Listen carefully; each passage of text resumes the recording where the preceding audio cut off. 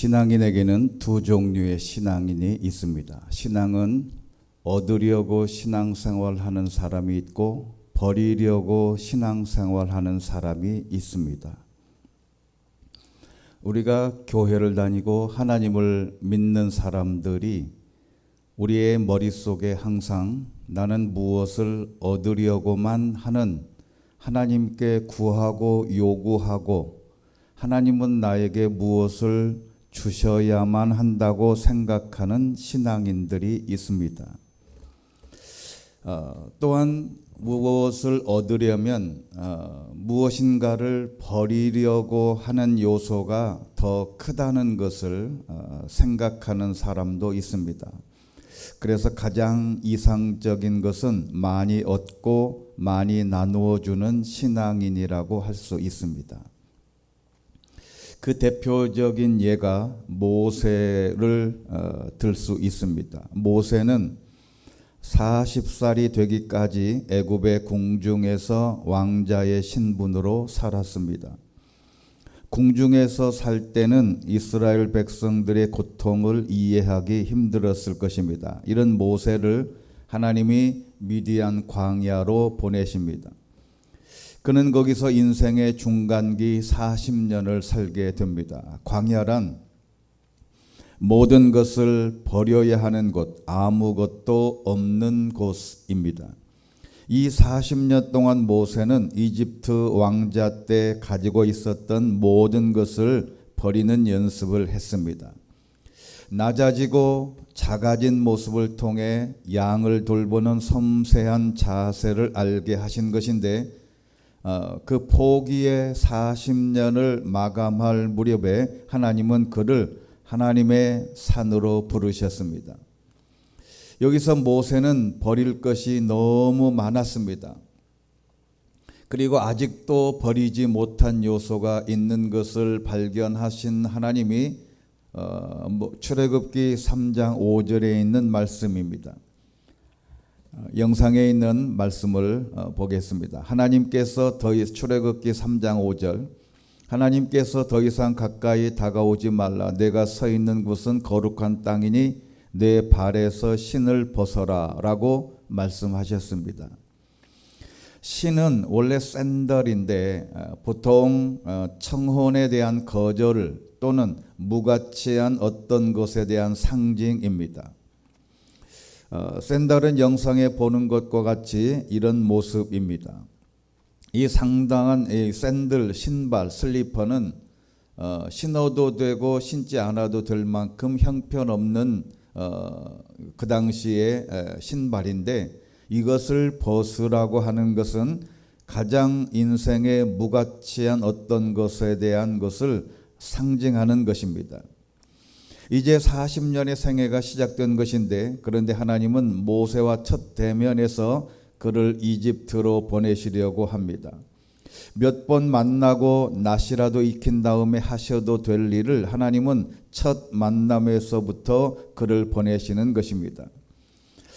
하나님은 자신을 포기할 때 하나님이 우리 편이 되어 주신다는 것을 알 수 있습니다. 자신을 포기하지 못할 때 내 편은 나밖에 없습니다. 자신을 포기할 때 나 외에 모든 사람이 나의 편이 될 수 있습니다. 왜냐하면 하나님이 내 편이 되시기 때문인데, 모세는 이집트에서 가졌던 지식과 삶의 모습, 사고방식 모두 없애고 자신은 아무것도 할 수 없다고 고백하는 시간을 기다린 것입니다. 모든 것을 버릴 때 하나님은 모세를 사용하셨고 모세를 새로운 미션을 허락해 주신 것입니다. 본래 우리가 선택할 때는 선택이 아니라 한쪽을 버리는 것입니다. 오늘 그 대표적인 한쪽을 선택하고 한쪽을 버려야 할 한 사람을 오늘 성경에서 소개하고 있습니다. 예수님 공생의 기간 중 한 사람, 즉 부자 청년 사업가, 부자 청년을 만나서 대화하는 장면이 기록되어 있습니다. 부자 청년 한 사람이 예수님과의 대화 장면에서 우리에게 보여주는 귀한 깨달음이 있습니다. 첫 번째, 예수님을 이 부자 청년은 선생님으로 불렀습니다. 질문을 보면 그 사람의 수준을 볼 수 있는데 예수님을 누구로 호칭하느냐가 중요합니다. 성인 중 한 사람으로 그냥 살다 가신 위대한 성인의 한 사람으로 부르느냐, 아니면 예수님을 진짜 구세주로 부르느냐가 중요한 것입니다. 여기 선생은 디다스칼로스라고 하는 헬라어인데 이게 헬라 철학에서 아주 중요한 단어 중에 하나인데 교사라는 말입니다. 오늘 신약에서는 이 디다스칼로스라고 부르는 이것은 신약에서는 하나님에 대해 관해 가르치는 자라고 하는 뜻이 있습니다. 예수님의 존재를 이해하지 못했던 이 청년 부자는 한 분의 선생님으로 생각했습니다. 그가 하늘의 지혜와 말씀으로 설득하고 설교하는 것을 지켜보고 당시의 철학적 교육 방식대로 부자 청년이 질문한 것입니다. 아마 예수님께서 천국에 관하여 말씀하시는 것을 듣고 의문이 생겼던 것 같습니다. 두 번째, 그런데 이 질문 자체가 엉성합니다. 이 부자 청년은 질문의 내용을 하면서도 이미 자기 자신이 영생에 관한 조건을 이미 가지고 있었습니다. 그 질문의 내용을 보면 어떤 선한 일을 해야 합니까? 선한 일을 해야 영생을 얻느냐는 질문은 본질적으로 잘못된 것입니다. 보통 사람들은 영생은 영원한 천국에 가려면 어떤 선한 일, 어떤 대단한 일을 해야 한다고 생각합니다. 맞는 말이기도 합니다. 그러나 예수님을 향한 질문이 잘못된 것입니다. 무엇을 행동으로 실천해야 천국 간다는 기본적인 사상입니다. 기독교인이 아니어도 우리나라 사람들도 좋은 데 가려면 선한 일, 좋은 일을 해야 한다고 믿습니다. 즉 율법적인 사고방식을 갖고 있습니다. 사실 이 사고는 신앙과 연관되어 있기는 하지만 그렇지 않습니다. 사람마다 어떤 사고 기준, 사고 틀을 가지고 있는데 율법적인 사고방식과 은혜적인 사고방식이 있습니다. 율법적인 사람은 모든 판단 기준을 법과 양심 그리고 자기 생각에 매여 있습니다. 사람마다 다른 기준이 다 있는데 그 기준에 맞지 않으면 다 정죄하고 율법적으로 판단해서 너는 무엇이 잘못했다고 지적질을 하는 것입니다. 그렇게 하지 않으면 견디질 못해요. 좋은 환경이긴 하지만 피곤합니다. 본인도 피곤하고 주변에 있는 많은 사람들도 피곤합니다. 신앙생활도 이렇게 하면 피곤합니다. 힘들다 없어서는 안 되겠지만 여기에 함몰되면 문제가 있습니다. 마치 주일 한번 빠지면 하나님이 우리를 벼락을 칠 거라는 그런 상상을 하는 신앙인들이 의외로 많습니다. 그리고 세 번째, 이 부자 청년은 영생에 관한 질문이었는데 본질적으로 영생은 기독교의 가장 핵심적인 본질입니다. 어떻게 해야 선한 일을 해서 영생을 얻으리까? 이 탁월한 질문, 영생에 관하여 관심을 가진 이 청년은 대단한 사람입니다. 현재도 그렇습니다. 이런 질문, 이런 관심을 갖는 사람들이 의외로 없습니다. 이 부자 청년은 현재 잘 살고 있는데 영생에 관심을 가졌다는 것은 아주 중요한 일입니다. 더 중요한 것은 이 부자는 청년이었다는 겁니다. 20절에 있는 말씀대로 청년은 네아니스코스, 이것은 젊은이라는 뜻인데 40세 이하의 사람을 지칭합니다. 40세도 되지 않았는데 이 청년 사업가는 엄청난 부와 재물을 쌓았습니다. 아마 유산을 물려받았든지 사업 수완이 좋았든지 이 청년은 대단한 재물을 모았습니다. 근데 이 부자이면서도 청년들은, 특히 청년들은 영생, 죽는다는 것을 그 자체를 생각하지 않습니다.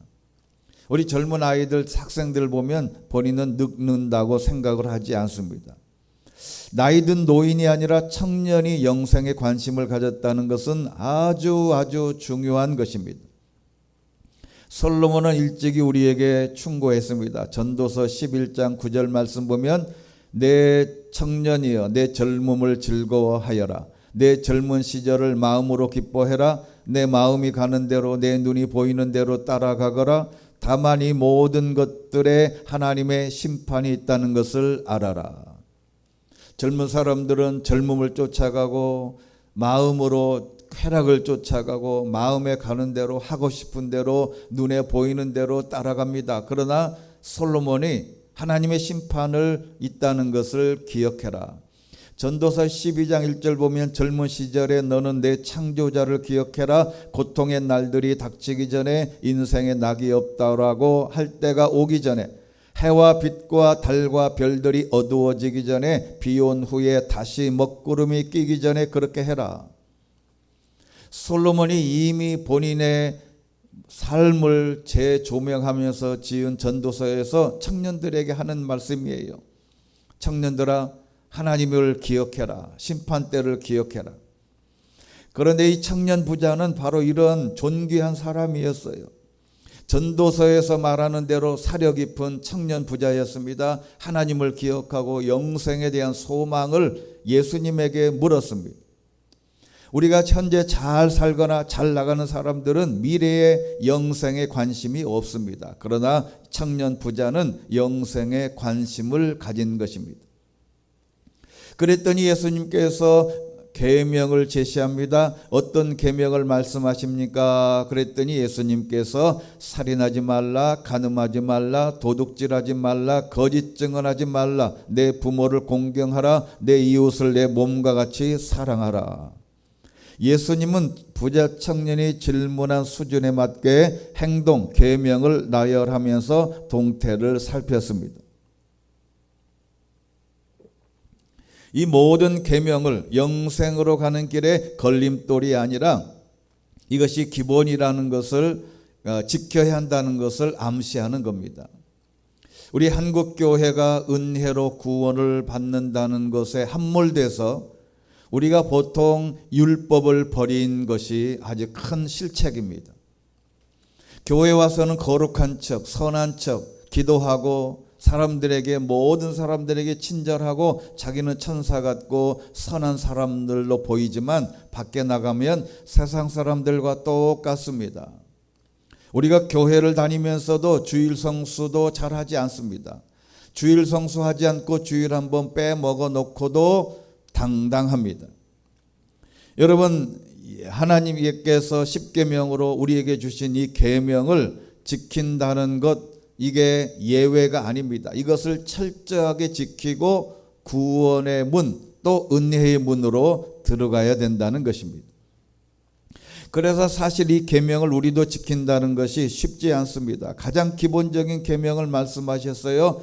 그런데 부자 청년은 대단한 고백을 합니다. 다섯 번째, 이러한 것들을 이 남자는, 이 청년 부자는 어려서부터 지켰다는 것입니다. 이 모든 것을 제가 지켰습니다. 제가 아직 무엇이 부족합니까? 이 부자는 정말 부자다웠습니다. 깨끗했습니다. 대개 부자, 한국의 부자 하면 부정적인 이미지가 강한데 이 남자는 정말 부자이면서 이 같은 좋은 인격과 신앙적 기본이 돼 있다는 것입니다. 한국에서는 부자가 천대받는 면도 있습니다. 여러 가지 질책을 받을 만합니다. 하지만 부자가 있어야 세금도 내고 나라가 유지되고 기업이 유지되는 것입니다.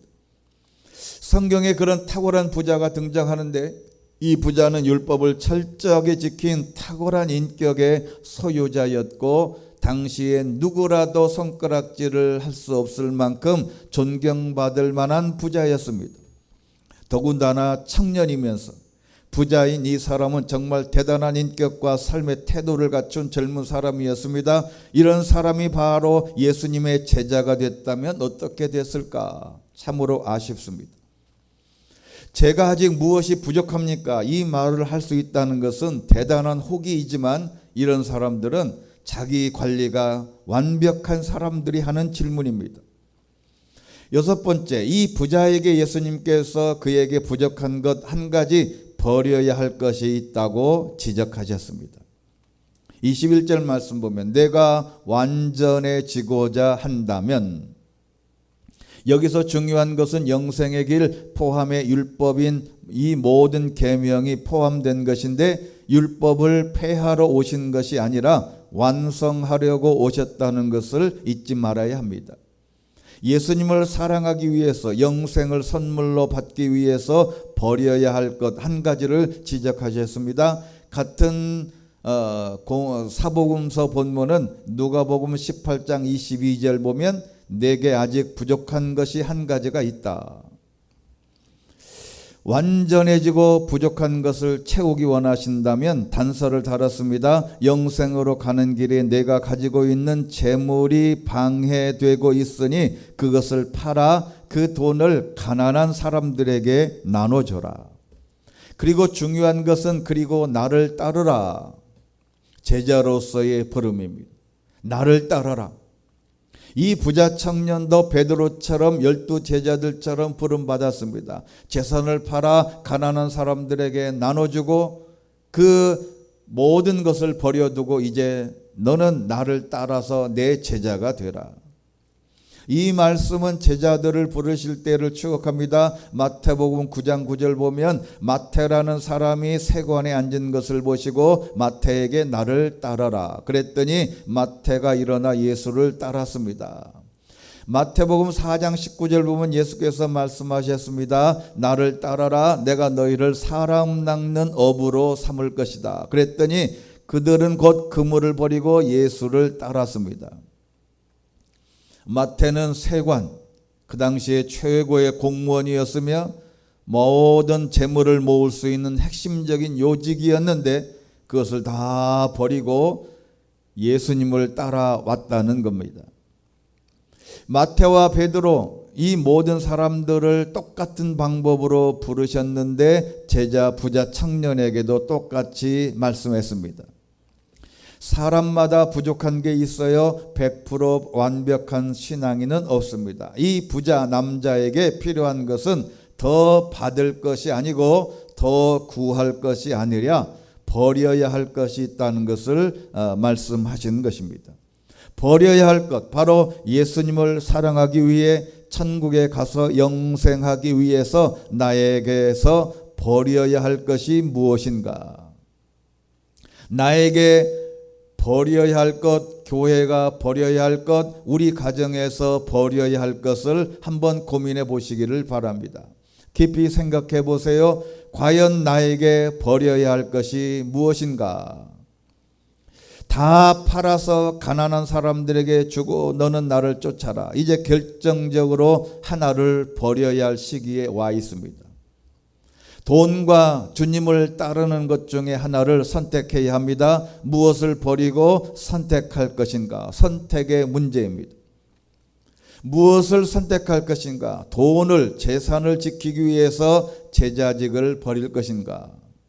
제자직을 선택해서 재산을 포기할 것인가? 이 질문은 삶은 지금 나에게 하는 하나님의 거룩한 질문입니다. 나에게서 버릴 것이 무엇이 있는가? 근데 오늘 중요한 것 중에 하나가 가난한 자에게 주면 하늘에서 보화가 있다고 말씀하십니다. 그 돈을 가난한 사람들에게 주어라. 그러면 내가 하늘에서 보물을 얻을 것이다. 세상에는 주는 자와 받는 자로 나뉘어집니다. 성공한 사람들은, 성공이라고 하는 것은 남에게 뭔가 많이 줄 수 있는 것이 성공한 사람입니다. 그런데 여기서는 하늘의 보화를 얻을 것이다. 영생의 문을 통과하면 많은 보물을 약속하신 것입니다. 결론에 보면 이생과 하늘에서, 이생에서 100배, 하늘에서 같은 복을 받는다고 하셨습니다. 주는 자, 베푸는 사람은 잘 됩니다. 빈익빈 부익부라고 할 수 있어요. 없는 사람은 계속 주지 못해서 없게 되고 있는 사람은 계속 주어서 있게 되는 이것도 하나의 큰 명제가 됩니다. 그랬더니 일곱 번째, 그러니 남자는 돈을 선택하고 22절 보면 재물이 많은 거로 슬픈 기색을 하고 돌아갔습니다. 왜냐하면 굉장한 부자였기 때문입니다. 슬픈 일입니다. 돈과 예수님의 제자가 되는 것을 바꿨습니다. 역사적으로 후대에 남을 예수님의 제자 반열에서 탈락한 것입니다. 왜? 돈 때문에. 이 남자는 인격적으로 도덕적으로 그리고 탁월했지만 남자였지만 돈 때문에 재물 때문에 예수님의 제자 반열에서 탈락했습니다. 우리도 조심해야 합니다. 여기서 부자라고 하는 것은 돈만 해당되는 게 아닙니다. 건강도 우리의 명예도 권력도 다 해당이 되는 겁니다. 돈이 전부가 아니에요. 절대 아닙니다. 필요한 것이긴 하지만 그것보다 예수님을 쫓아야 합니다. 성경에 보면 우리가 여러 사람들이 그런 사람들이 등장하는데 다 포기하고 예수님을 따라왔습니다. 여덟 번째, 그리고 그 부자 청년이 돌아가고 제자들만 남았습니다. 가장 중요한 말씀을 하셨어요. 지난주에 말씀드렸지 않습니까? 예수님이 가장 귀한 말씀은 제자들만 있을 때 말씀하셨습니다. 여덟 번째는 부자가 천국 들어가기가 낙타가 바늘귀로 통과하는 것보다 어렵다. 도대체 누가 구원을 얻겠습니까? 질문할 만큼 놀라운 예수님의 지적이었습니다. 왜 부자가 천국 못 갈까? 그 첫 번째는 돈이 많은 부자는 돈이 너무 많아서 하나님이 필요하지 않습니다. 하나님보다 돈이 더 힘이 세기 때문에 큰 힘을 가지고 있어서 하나님이 필요 없어요. 돈이 없으면 하나님 이거 해주세요 기도할 텐데 돈이 있는 사람은 기도할 필요가 없습니다. 그냥 자기 돈으로 하면 돼요. 그래서 돈이 많은 사람은 돈이 권력이고 돈이 힘이고 돈이 하나님이에요.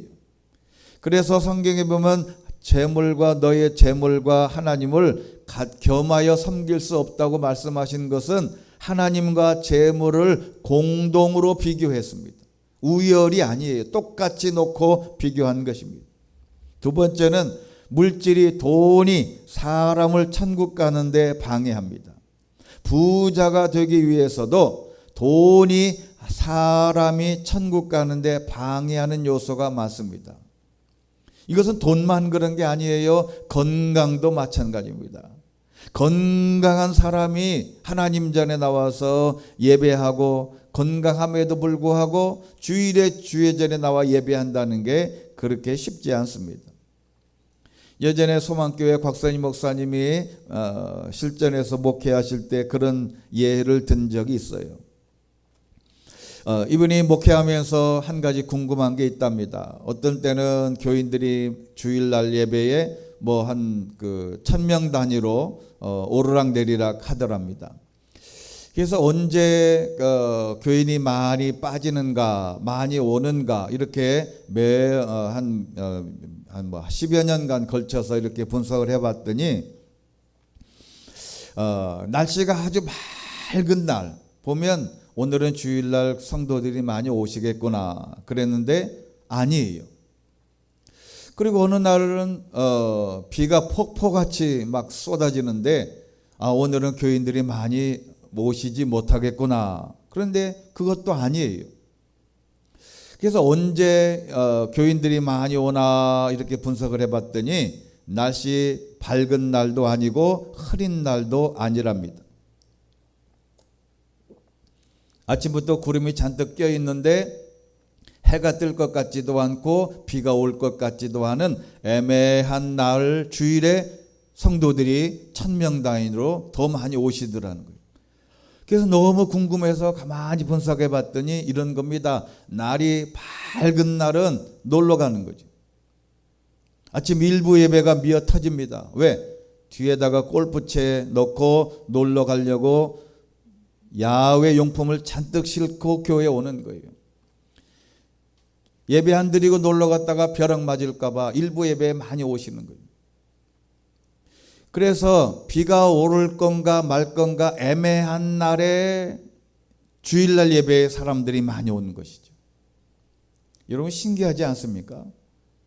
밝은 날이거나 폭우가 쏟아지거나 흐린 날이거나 동일해야 되는데 날씨 맑은 날은 다 놀러 가느라고 폭우가 쏟아지는 비 오는 날은 귀찮아서 비 맞기 싫으니까 교회를 안 오는 거예요. 이게 건강 때문에 교회를 멀리하고 예배를 멀리한다는 것은 부자가 천국 가기 싫다는 말과 똑같습니다. 우리가 한 걸음 더 나가서 그래서 권력 때문에 명예 때문에 건강 때문에 자녀 때문에 그 어떤 것 때문에 하나님께 예배에 나갈 수 없다면 그것이 바로 문제이고 천국을 포기하는 것입니다. 그때 나서기를 좋아하는 베드로가 질문합니다.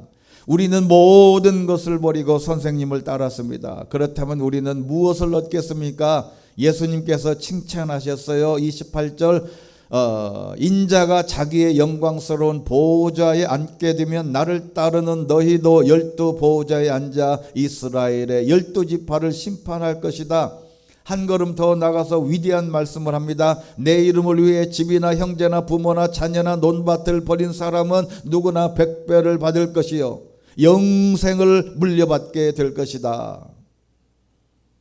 주님의 충성된 제자들은 물질적인 보상과 아울러 영적으로 하나님의 나라를 상속받을 수 있는 특권을 주셨습니다. 누가복음도 마찬가지입니다. 여러 배를 받을 것이요 이 세상에서 오는 세상에서 영생을 받을 것이다. 그런데 마가복음에는 한 가지 더 첨부된 기가 막힌 구절이 있어요. 마가복음 10장 30절 지금 이 세상에서 집과 형제자매와 어머니와 자녀와 땅을 100배나 더 받되 핍박도 함께 받을 것이고 이제 올 세상에서는 영원한 생명을 받을 것이다. 핍박도 함께 받을 것이고 하나님의 일을 감당하고 하나님 때문에 손해보고 하나님을 믿는 것 때문에 핍박당하고 주님의 몸된 교회 때문에 손해보고 교회에 헌금하고 충성하고 교회 때문에 고통받는 사람들은 이 세상에서 100배의 축복을 받는다고 약속하셨습니다. 이게 하나님의 놀라운 축복의 약속이에요. 그리고 마지막 10번째는 결론적으로 한 가지 경고를 하십니다. 먼저 된 사람이 나중되고 나중된 사람이 먼저 되는 일이 많을 거다. 그 성취에 있어서는 먼저 믿고 나중 믿는 것에 좌우되지 않는다는 것입니다. 먼저 믿는 자가 도리어 나중 믿는 자보다 못할 수 있다는 거예요. 그래서 많은 신학자들이 두 가지 뜻이 있답니다. 첫 번째는 이 세상에서 볼 때 구원받는 것 같았으나 그 나라의 천국에 가서 보면 그렇지 못한 사람이 있다는 거예요. 저분은 교회 장로님인데 목사인데 권사인데 귀한 직분을 열심히 헌신하고 충성했는데 천국 가보니까 없어요. 저 사람이 선한 사람 같은데 천국 가보면 없습니다.